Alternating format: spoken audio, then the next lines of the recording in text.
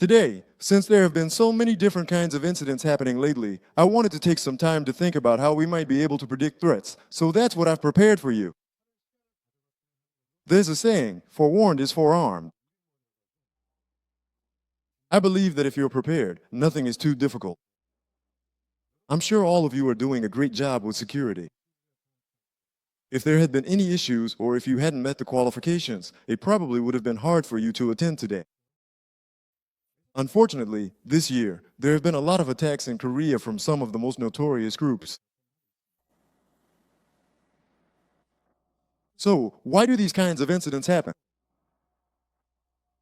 There are these people we call IABs, which stands for Initial Access Brokers, and lately, we even add an S at the end to refer to them collectively as Initial Access Brokers. They steal all sorts of information like customer data, account credentials, and RDP details. They do business on the dark web. And if you gather and analyze these activities, you'll see that, on the dark web, there are far more cases of selling data leaks or tokens that provide initial access to organizations, much more than actual ransomware operations. The reason they engage in these activities is because various criminal organizations, known as riots, offer very high profit shares. Because of that, they're able to make a business out of it and earn money. As a result, these kinds of criminal businesses and activities are increasing rapidly. Looking at the 2024 domestic statistics on information security status, more than half of the organizations reported that they had already suffered from ransomware breaches or other attacks. Then, when asked how those organizations responded, more than half said they did nothing, and only about 30% explained that they took some kind of action. If we look back and ask why so many organizations didn't do anything in response, there was actually a similar survey conducted in 2023.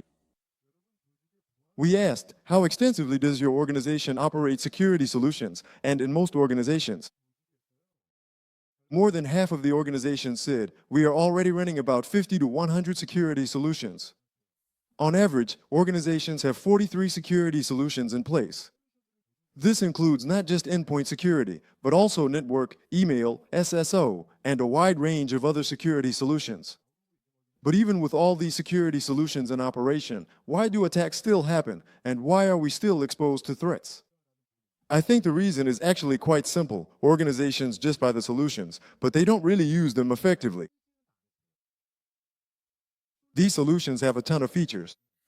But actually using a solution well and just buying and having it on hand are two very different things. There's a saying in Korean, even if you have 3 beads, you have to use them well. Just buying them and letting them sit there is meaningless. We live in a really great country. Whenever there's an issue, various organizations like KISA and KIZIA provide a lot of guidelines. We tend to follow these kinds of guidelines really well. Even in AhnLab, they tell us what to do to respond to threats like malware. They present a variety of guidelines like this. Basically, what they say is to protect yourself through a VC. Prevent APTs using MDS.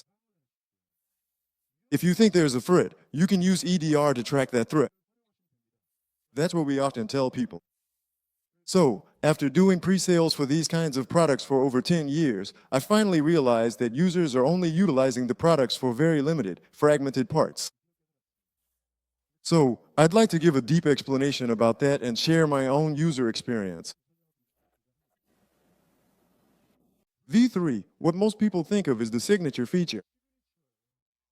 I've written a few keywords in the lower left corner, but when people are asked what V3 is, most say it's about signatures. That's correct. The foundation of antivirus solutions is blacklist-based. It's true that signatures need to be addressed, and our signatures are really excellent. We've consistently received perfect scores for years in AV tests that are evaluated worldwide. What this means is that in the past, if you scored over 5.5, people would say, this is a world-class product. But now, as you can see on the screen, we've been consistently getting perfect 6.0 scores for years. So, when it comes to signatures, this is already a great product. But aside from signatures, there are also people inside AhnLab who develop V3. These folks are always wondering, is there anything else we can improve? So they're constantly rolling out new features. For example, there's something called app isolation scanning. That's right. Because antivirus solutions are based on signatures, they don't recognize things outside of those signatures. So what should we do about this? These days, since hardware resources are better, we can divide a specific area of the device into a logical zone. If V3 encounters something it doesn't recognize, it says, "Hey, what are you?" Go in there, take a quick trip inside. It puts it in what we call the room of truth. We let it play around in the room of truth for a while. And after watching it, it turns out it's acting like suspicious ransomware. So then we say, you can't run anymore. That's what app isolation scanning is all about. It's a really intuitive feature, but people who've been using V3 for a long time often don't realize that this kind of function has been newly added. The second feature is something called the ransomware security folder. When I visited a client company, a professor said this to me: "I've stored materials in my PC that I've collected over 10 years, but with one hit from ransomware, I couldn't recover any of it. I would even pay money if I could get it back." What I found really unfortunate was that if he had just used one particular feature of V3, he could have at least protected the files he truly valued. V3 has a feature called the ransomware protection folder. It's also a very intuitive name. In the settings, you can designate a specific folder that you want to protect no matter what happens. Just tell it, make sure to save this folder at all costs. So, for example, if I put my PowerPoint files in there, and then just open those documents directly from PowerPoint, PowerPoint will try to access the document, and it'll ask, should I allow PowerPoint to open this file? That's the prompt you'll see.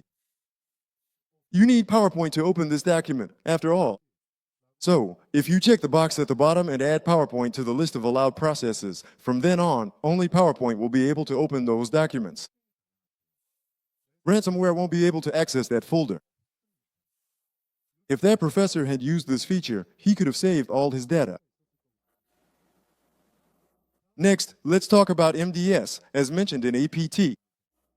Just remember that MDS monitors the network.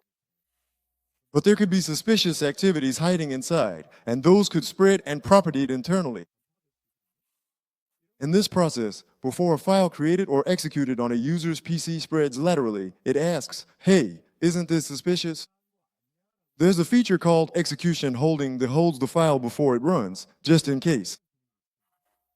If you use this feature, you can block unknown files from being secretly executed on a user's PC in advance. And there's a really great hidden feature in MDS. There's a product called the Malware Analysis Service, which is sold as a paid service by AhnLab. This product lets you find out what exactly is this malware. There's even a service that provides an analysis report. If you click on a file detected by MDS and look under Respond, you'll see a service called Request Malware Analysis attached. If you use this, just like the Malware Analysis Service, AhnLab will analyze the file a limited number of times per device. Once the analysis is complete, the analysis report will be delivered to you through the reporting system. It's available internally, but hardly anyone seems to use it. You can also use this to request an analysis if you suspect that a file is spreading within your organization. The third thing is AhnLab EDR. When it comes to EDR, most people are pretty familiar with it now, and many say EDR includes rollback, right? Yes, rollback is fully supported, but people don't really use the rollback feature much.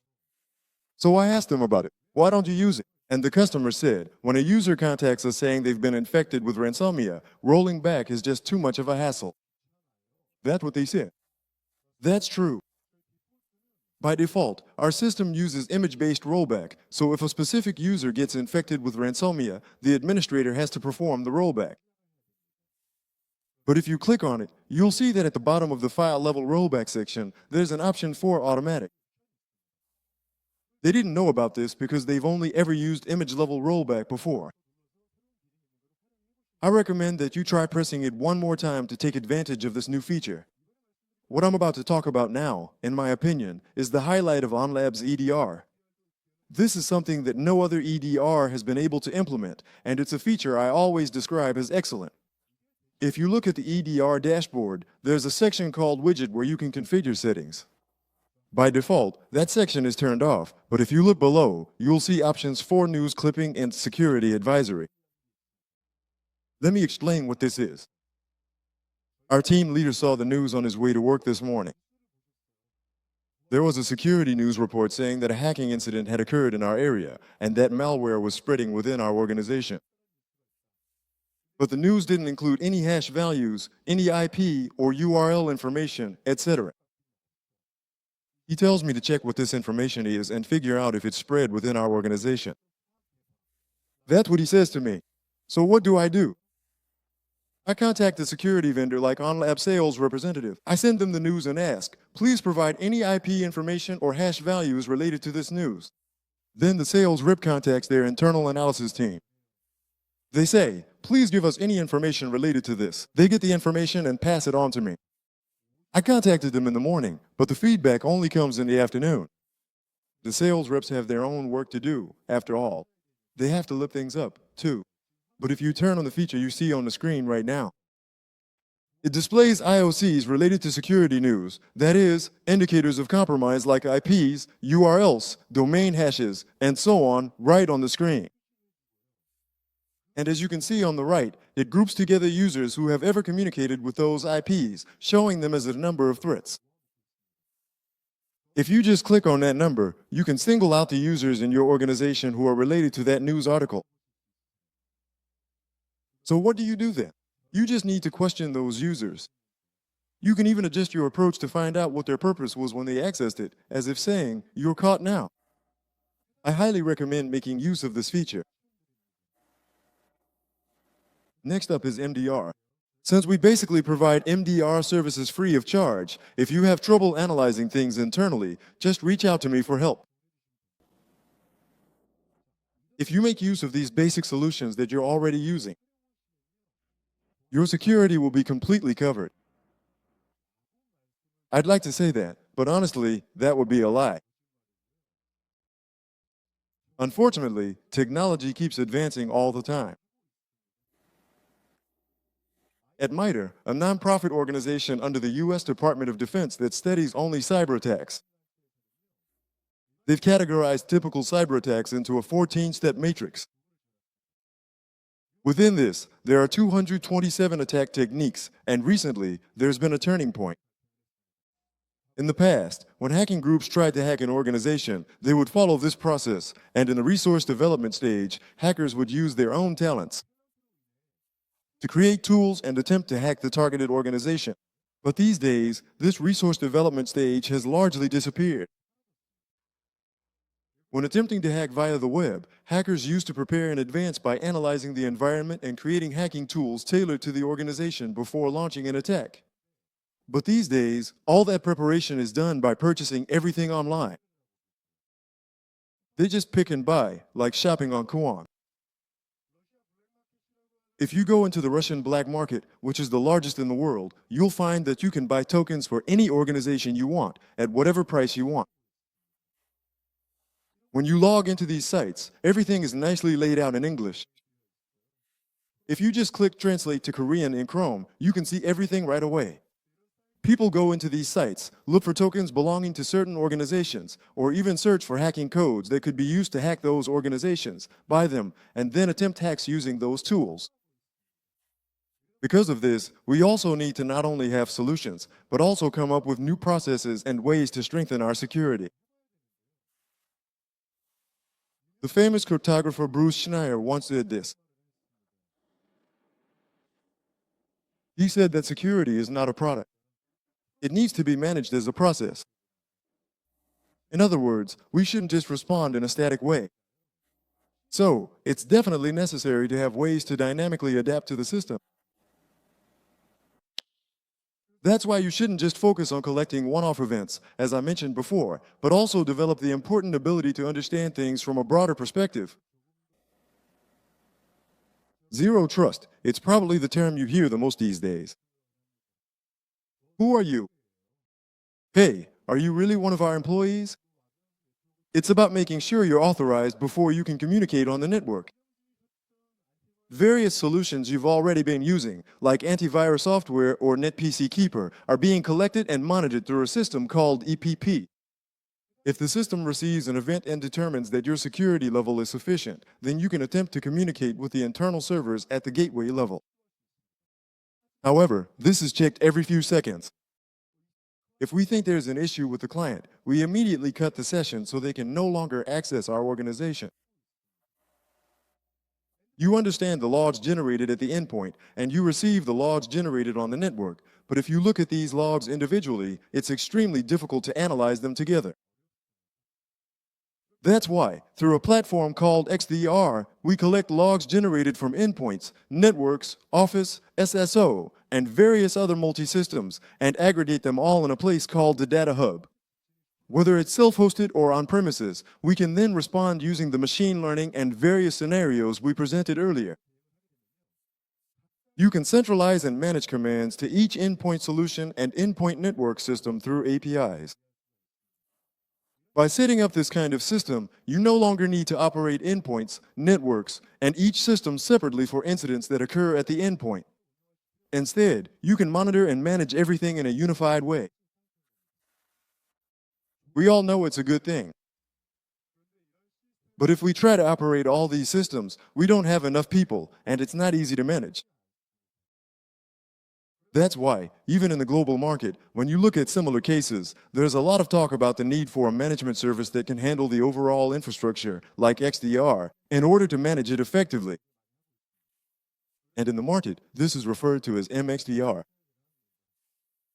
In other words, to manage security like this, you need professionals who specialize in security management, and you also need the capability to manage those people and operate security solutions.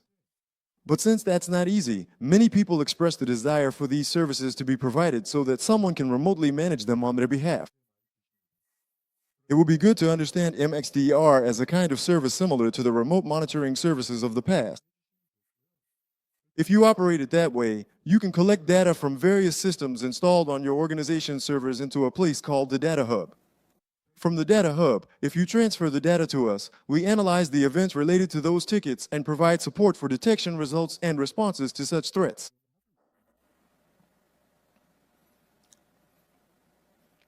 So, if we take the three-stage response system I mentioned earlier, which can basically handle antivirus, and combine it with some process-based responses that aren't necessarily system solutions, and mix these together well. So, if I were to describe a process that can address security, it would start with zero trust, verifying users, then protecting against threats through antivirus protection. Next, by using an APT system, we can prevent malicious activities from spreading. And with EDR, if there are any potential hidden threats, we can build a platform to track those threats. Whether it's endpoints or networks, if you manage everything together in an integrated way, you can build a cybersecurity platform that allows for predictive capabilities. If you review how to set this up within your organization, starting from simple, multi-step methods, the easiest first step is to operate an antivirus solution. It's not just about running it, it's about using it effectively. As I mentioned, these solutions offer a wide range of features, so even if you just operate the antivirus solution to some extent, you can establish basic protection measures. Then, when a user's PC with the antivirus solution installed tries to access our internal network, you need to check whether proper user authentication has been performed. On top of that, if any abnormal activities are detected, you should check once more using the APT system, MDS. If you recognize that a threat has entered the internal network, you can track it using EDR, and with the basic MDR service we provide for EDR, you can initially detect those threats. However, if you want to integrate, expand, and operate your organization as a whole, you can consider using XDR to manage everything in an integrated way, from endpoints to the network. If you operate this in a multi-layered way overall, security will inevitably be strengthened.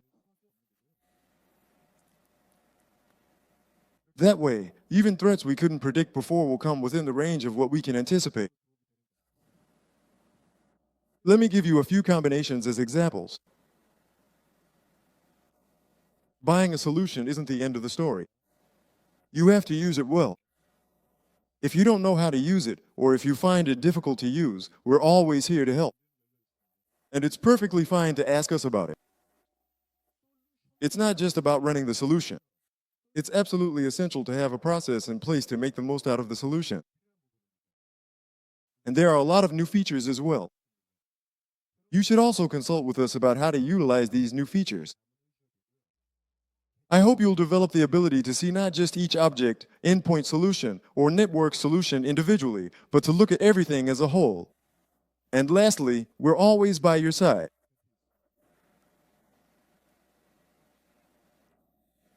People often say that security is like a chain. It's only as strong as its weakest link.